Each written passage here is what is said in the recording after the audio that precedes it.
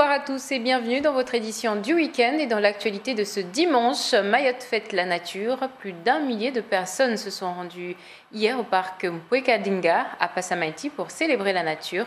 Une occasion d'entrer en contact avec ceux qui œuvrent au quotidien pour la préservation de notre environnement, mais aussi, surtout, une occasion de toucher un public bien plus jeune. Kalatoumi Abdiladi et Zora Abdoukafé étaient sur place. Ils sont le public cible, les enfants, d'où l'organisation de cette fête en plein cœur de Passamaiti. La préservation de l'environnement passe par l'éducation des plus jeunes.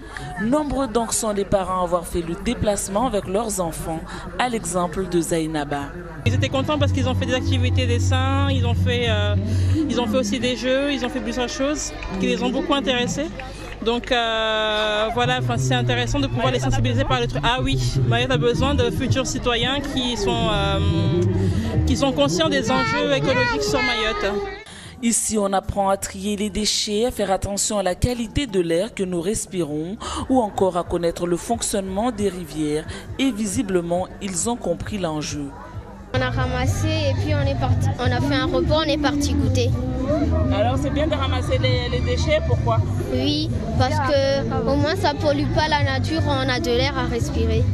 C'est important de protéger l'environnement? Oui. Pourquoi? Pour que les humains ne meurent pas. Shamsidine Houlam peut avoir la démarche fière. La manifestation est une réussite, même si la problématique environnementale reste préoccupante dans l'île, mais il préfère voir le verre à moitié plein. Le changement de comportement, il n'est pas quantitatif. Mais en fait, nous, on en voit les bénéfices parce qu'aujourd'hui, Mayotte aurait été beaucoup plus sale que les années antérieures. Mais quelque chose aussi qui nous donne plus d'envie pour continuer, c'est qu'il faut qu'on passe de la phase de sensibilisation à la phase de changement de comportement. Et c'est la deuxième étape qu'il faut qu'on s'attelle dans les années à venir. Mais on voit déjà les prémices d'un changement. Changer de comportement est primordial pour pouvoir continuer à jouir de cette nature exceptionnelle que nous avons la chance d'avoir. Et en parlant de déchets, connaissez-vous l'éco-jogging? Une discipline qui serait bien utile à Mayotte. Elle consiste à courir en ramassant les déchets qui jonchent le sol. Aujourd'hui, à l'occasion de la journée mondiale de l'éco-jogging, les habitants de l'abattoir étaient invités à se prêter au jeu et ramasser les déchets des bords de route. Pour cette première édition, quelques dizaines d'enfants ont participé au ramassage des ordures tout le long de la route avec leurs sacs poubelles, comme vous le voyez. Ils en ont ramassé des déchets, bien évidemment en respectant les règles du tri sélectif pour les déchets recyclables. Écoutez les réactions de ceux qui se sont essayés à la discipline. Ils sont au micro de Kalatoumi Abdiladi et Zora Abdoukafé. Symbolique de courir tous ensemble pour initier une démarche éco-citoyenne sur Mayotte. Bien sûr, je ne vais pas développer éco-jogging à travers que des actions comme ça de journée mondiale. Mon but, c'est vraiment d'introduire la démarche au sein des cours de PS au niveau collège-lycée pour que ça soit une action durable.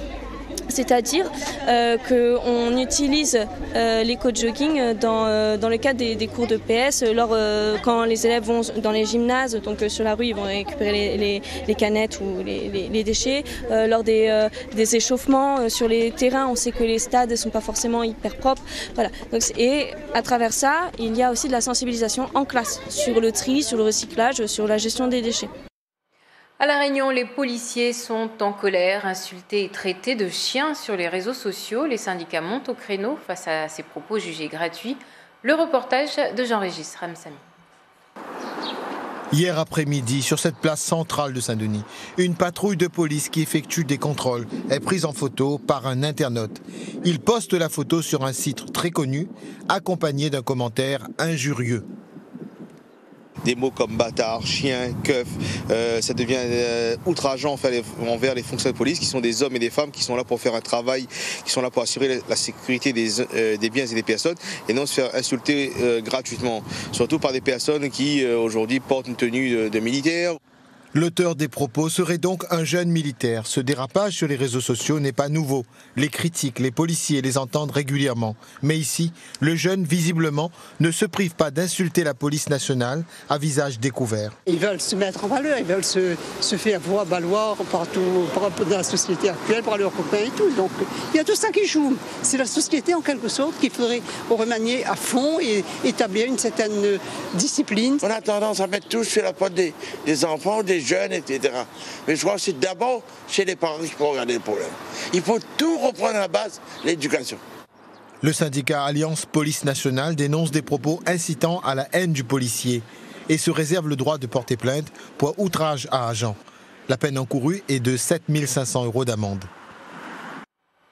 Et comme chaque week-end, une large part de cette édition est consacrée au sport. Nous allons ouvrir avec du handball, avec la finale de la Ligue organisée ce samedi soir au plateau polyvalent de Wenny, une finale qui opposait l'AJH Simcoura à l'AS Combani pour les femmes. A noter que les femmes de Combani ont remporté la coupe de cette ligue. Je vous propose maintenant de regarder quelques moments forts pour la finale des hommes qui opposait Tchanga HB à l'AJH Kungu. Pour les hommes, le reportage est signé Bibi Mariam Malidi et Assadir Zafitseino. Cette attaque avortée vient de nuire les espoirs de l'équipe de Tchanga. Coup de sifflet final, Kungu l'emporte devant leurs supporters venus en masse. Score final 25-24 grâce à un but du numéro 71 à 25 secondes de la fin du match.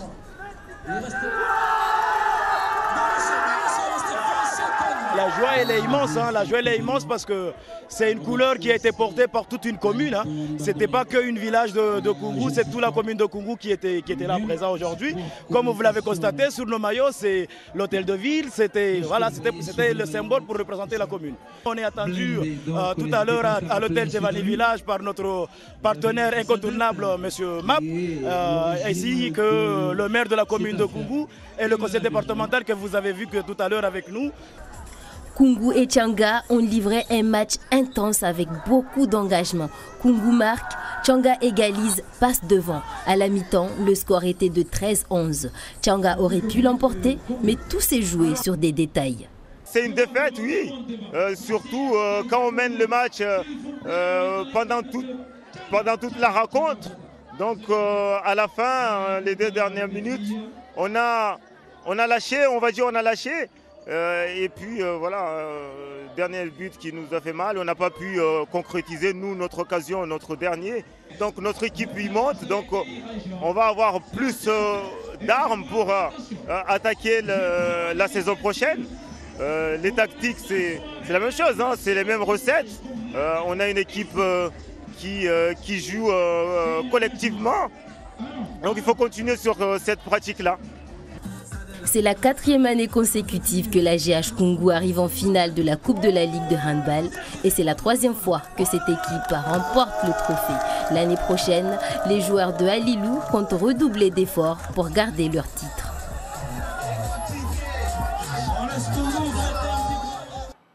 Voilà, c'est la fin de cette édition. Je vous retrouve dans un instant pour l'édition en Morée. Merci de nous avoir suivis et très bonne soirée à tous.